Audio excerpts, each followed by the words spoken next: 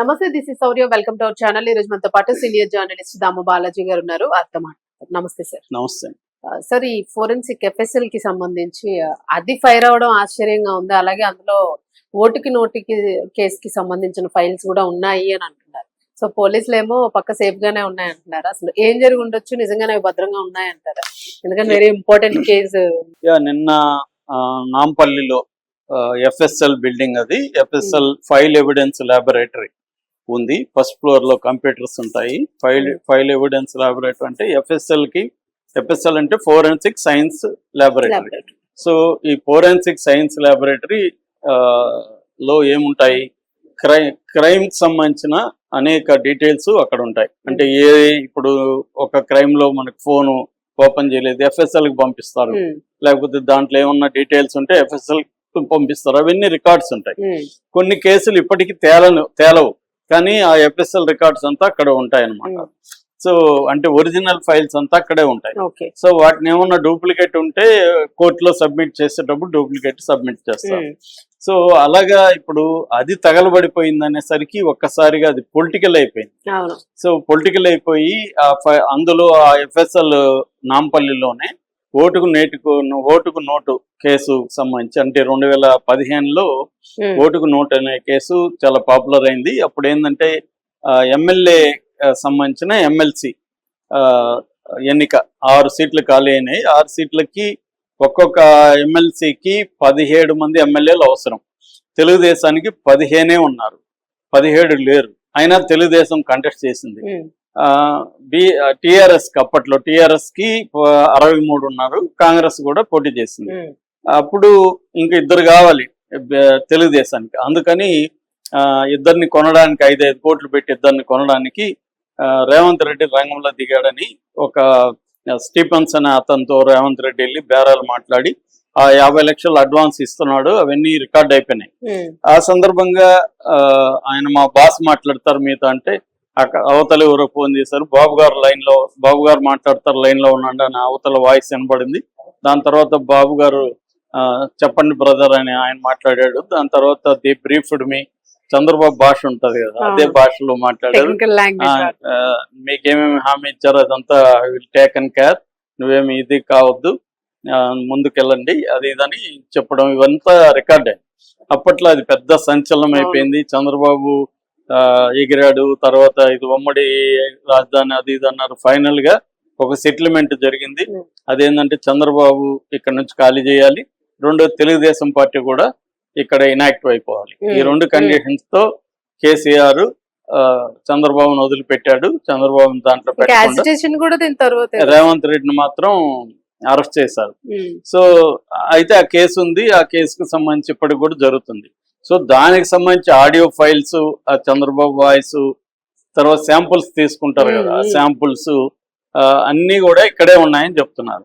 అందుకని వీటిని అన్నిటినీ నాశనం చేయడానికి రేవంత్ రెడ్డి ఈ పని చేయించాడు అని బీఆర్ఎస్ ఆరోపించడం మొదలుపెట్టింది. నిన్న కేటీఆర్ ట్వీట్ చేశాడు, శశాంక్ రెడ్డి ట్వీట్ చేశాడు. బీఆర్ఎస్ వాళ్ళు రేవంత్ రెడ్డి తన కేసు ఫైల్స్ ని ధ్వంసం చేసేదానికి అని చెప్తున్నారు. యాక్చువల్ గా అది కోర్టులో కేసులో ఉంది కాబట్టి ఆల్రెడీ కోర్టుకి సబ్మిట్ చేసి ఉంటారు, కాబట్టి కాపీలు ఉండే అవకాశం అయితే ఉంది. రెండవది ఏంటంటే అది ఎలా జరిగింది అనేది ముందుగా చెప్పుకొని దాని తర్వాత మళ్ళీ వెనక్కి వద్దాం. సో అది నిన్న మార్నింగ్ అరౌండ్ 10:08 ఇది ఫస్ట్ ఫ్లోర్ లో ల్యాబ్ ఉంటది. చివరి గదిలో షార్ట్ సర్క్యూట్ వచ్చింది. అక్కడ స్విచ్ బోర్డు ఉంటది, అక్కడ ఏదో జరిగింది షార్ట్ సర్క్యూట్. మామూలుగా ఓల్డ్ బిల్డింగ్స్ లో ఇది కామన్. ఇది కూడా 1980లో కట్టిన బిల్డింగ్, దాదాపు 45 years అయింది. సో కాబట్టి అప్పటి పాత ఇది ఉంటది కాబట్టి జరిగినప్పుడు అక్కడ ఒక ఎంప్లాయీ గుర్తించి దాన్ని ఇమ్మీడియట్ గా అతను అరిశాడు, పొగ వస్తుంది ఇక్కడ అని. దాంతో అక్కడ ఫైర్ ఎక్స్టింగ్విషర్ తో ట్రై చేశారు ఆపడానికి. అది కానీ పెద్దదైందని చెప్తున్నారు. సో పెద్దదై వ్యాపించింది. లోపల అక్కడ అలారం కూడా, స్మోక్ అలారం ఉంటుంది, స్మోక్ అలారం కూడా ఆన్ అయింది. దాంతో ఫైర్ ఇంజిన్ వాళ్ళు వచ్చారు. మొత్తానికి మధ్యాహ్నం 1:30కి కంప్లీట్ గా ఆర్పేశారు అనేది చెప్తున్నారు. ఆ ఎఫ్ఎస్ఎల్ కి సంబంధించిన డైరెక్టర్ 1 పేజ్ తెలుగులో 1 పేజ్ ఇంగ్లీష్ లో ప్రెస్ నోట్ కూడా రిలీజ్ చేశాడు. అతను ఇదంతా కూడా ఎలా జరిగింది ఏంటనేది చెప్పాడు. చెప్పినాక అతను ఏమంటున్నాడంటే కేసు సంబంధిత ఆస్తి మరియు ఎఫ్ఎస్ఎల్ సామగ్రి చాలా వరకు సేఫ్ అని ఇచ్చాడు. అంటే చాలా ఇక్కడే వరకు. అనుమానాలు చాలా వరకు అంటే అర్థమేమి అంటే మొత్తంగా కొంత పోయిందా లేకపోతే ఎక్కువ పోయిందా, చాలా వరకు అంటే అర్థం మామూలుగా అయితే ఎక్కువ పోలేదు, సేఫ్ అనేస్తే పర్లే కానీ చాలా వరకు మొత్తం అనుకుంటారు. సేఫ్ అంటే మనకి దాంట్లో ఇబ్బంది లేదు. చాలా వరకు అనేసరికి ఈ పదాల్లో చాలా వరకు అంటే నేను ఇంత గూఢార్థాలన్నీ. అనుకున్నాను, ఇంత ఇది పోయిందా అని చెప్పొచ్చు రేపు. ఉమ్, కాబట్టి ఏం పోయిందంటే రెండోది అక్కడ చిన్న పొగ వచ్చింది చూసారని, పొగ వచ్చినప్పుడు అక్కడ ఫైర్ ఎక్స్టింగ్విషర్ ఉంటే ఆ పొగను ఆర్పేసి ఉండొచ్చు కదా, ఎందుకు ఆర్పలేకపోయారు అనే దానికి క్లియర్ గా ఎక్స్ప్లెనేషన్ దాంట్లో లేదు. ఉమ్, సో ఫైర్ ఎక్స్టింగ్విషన్ తో మా వాళ్ళు ట్రై చేశారనేది ఉంది. అక్కడ 4 ఎంప్లాయీస్ ఉన్నారు ఆ టైం అని చెప్తున్నారు. వాళ్ళు ఎవరికి ఏం గాయాలు కూడా కాల, బయటకు వచ్చేసారు. అంటే ఫైర్ సడన్ గా బర్స్ట్ అయ్యింది కాదు, ఇది మెల్లగా ఎక్కడో షార్ట్ సర్క్యూట్ లో మెల్లగా పొగొచ్చి మెల్లమెల్లగా వ్యాపించింది. ఉమ్, అంటే ఇక్కడే బీఆర్ఎస్ వాళ్ళు అనుమానాలు ఎక్స్ప్రెస్ చేస్తున్నారు. ఉమ్, సో కానీ అది ఒక్కొక్కసారి మనకి యాక్సిడెంట్లు మనం అనుకున్నట్టు జరగవు, అవును. కాకపోతే పొలిటికల్ గా ఉంటది కాబట్టి. రెండోది అక్కడ ఫోన్ ట్యాపింగ్ సంబంధించి కూడా మెటీరియల్ ఉంది. ఓకే. సో ఫోన్ ట్యాపింగ్ కేసుకి సంబంధించి కూడా మొత్తం ఎఫ్ఎస్ఎల్ లో ఉన్నాయి, అవి కూడా తగలబడిపోయాయా. మామూలుగా అయితే హార్డ్ డిస్క్లు ధ్వంసం అయితే వాటిని మళ్ళీ రికవర్ చేయొచ్చు, కానీ కంప్లీట్ గా అవి కాలిపోయి ఇదైనప్పుడు రికవరీ కూడా చేయలేము. సో అందుకనే తగలబెట్టేశారా అన్న అనుమానాలు అయితే ఇప్పుడు వస్తున్నాయి. సో ముఖ్యంగా రేవంత్ రెడ్డి ప్రభుత్వం మీద ఈ అనుమానాలు వస్తున్నాయి. ఎందుకంటే మనకి ఎలక్షన్లు అయినాక రిజల్ట్ అనౌన్స్ అవగానే కొత్త గవర్నమెంట్ వచ్చే లోపల చాలా ఫైల్స్ ని తగలబెట్టేయడం అవన్నీ చేశారు.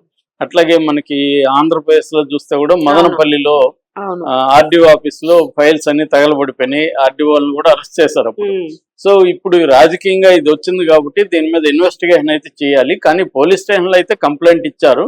కాకపోతే పోలీసుల మీద వీళ్ళకి నమ్మకం ఉండదు కదా, ఎందుకంటే పోలీసులు కూడా స్టేట్ కంట్రోల్లో ఉంటారు కాబట్టి వాళ్ళు చెప్పినట్టే చేస్తారు. సో క్లియర్ గా ఇప్పుడు అసలు ఏమేం ఫైల్స్ దగ్ధమైనాయి, ఏమేం ఫైల్స్ ఉన్నాయి అంటే ఓటుకు నేటి ఫైల్స్ ఉన్నాయా లేదా, ఈ ఫోన్ ట్యాపింగ్ సంబంధించి ఉన్నాయా లేదా అనేది చెప్పాలి. ఇప్పుడు అవి రెండు ఇతర పార్టీలకి అపోజిషన్ ఉన్నాయి కాబట్టి అవి చెప్పాలి. అవి చెప్పకుండా చాలా వరకు సేఫ్ అంటే అర్థం ఏంటి, చాలా ఇవి తప్ప చాలా వరకు సేఫ్ అంటే పొద్దున నేను చాలా వరకు అన్నాను కానీ ఇవి ఉన్నాయా అని సేఫ్ అనలేదు కదా అనొచ్చు. అవును. సో అందుకని అతను జనరల్ గా చెప్పినట్టుగా ఉంది. సో ఇప్పుడు క్లియర్ చేయాల్సింది జనాలకు కూడా ఇదే డౌట్ ఉంది, ఇది కావాలని సగలబెట్టారు, ఎందుకంటే కంప్యూటర్ బ్యాకప్ లేకుండా ఎలా ఉంటారు, మామూలుగా ఎఫ్ఎస్ఎల్ అనేది వెరీ ఇంపార్టెంట్. అట్లా ఈ మధ్య మనమే ఇండివిజువల్స్ ఏదన్నా ఇంపార్టెంట్ ఫైల్ అయితే బ్యాకప్ చేసుకుని ఇంకెక్కడో పెడతాం, అలాంటిది వీళ్ళు అన్ని ఒకే దగ్గర ఎందుకు పెట్టారు, బ్యాకప్ ఎందుకు లేదు, బ్యాకప్ అనేది వేరే దగ్గర ఉండాలి. సో మామూలుగా నాకు తెలిసి కూడా, ఎందుకంటే నేను మాది మనస్ ఫౌండేషన్ అని ఉంది, మా పనే స్కానింగ్ యాక్టివిటీ, 3 కోట్ల పేజీలు ఇప్పటి వరకు స్కాన్ చేసాం. సో 3-4 చోట్ల బ్యాకప్ ఉంటది, ఒక చోట ఏదైనా అగ్ని ప్రమాదం ఇంకేదైనా జరిగి ఒక చోట పోయినా ఇంకో చోట ఉండాలి కాబట్టి మినిమం 4 చోట్ల పెట్టుకుంటారు ఎవరైనా చేసే పని అది. అది కాకుండా ఇప్పుడు ఓటుకు నేటి కేసు లాంటిది ఇంపార్టెంట్, ఇది ఫోన్ ట్యాపింగ్ ఇంపార్టెంట్, అలాంటిది ఒకే దగ్గర ఎందుకు పెట్టుకున్నారు అనేది ఇప్పుడు అనుమానాలు. సో ఈ అనుమానాలు నివృత్తి చేయాల్సింది ఎఫ్ఎస్ఎల్ డైరెక్టరేట్ చేయాలి. అంటే అసలు వేగ్గా మాట్లాడకుండా వీళ్ళ విమర్శలు ఏంటి, ఈ ఓటుకు నేటి కేసు పైన సంబంధించి మొత్తం డీటెయిల్ డేటా కావచ్చు, లేకపోతే డాక్యుమెంట్స్ కావచ్చు, లేకపోతే వాయిస్ శాంపుల్స్ కావచ్చు, ఇవన్నీ ఉన్నాయా లేవా, అట్లాగే ఫోన్ ట్యాపింగ్ సంబంధించిన డేటా ఉందా లేదా, ఈ 2 విషయాలు ముందు క్లియర్ చేయాలి. సో ఇంక పోయింటే ఏది పోయిందో చెప్పాలి, లిస్ట్ అవుట్ చేసి ఇది ఉంది ఇది పోయిందని చెప్తే సరిపోతుంది. అది ఇమీడియట్ గా చేయడం కష్టమే, నిన్నే జరిగింది కాబట్టి కనీసం రాబోయే 2-3 రోజుల లోపల అది చేయకపోతే అనుమానాలు జనరల్ గానే ఖచ్చితంగా ఇది కావాలనే చేశారు కొత్త కేసు, మళ్ళా కొత్త గొడవ, కొత్త. Thank you.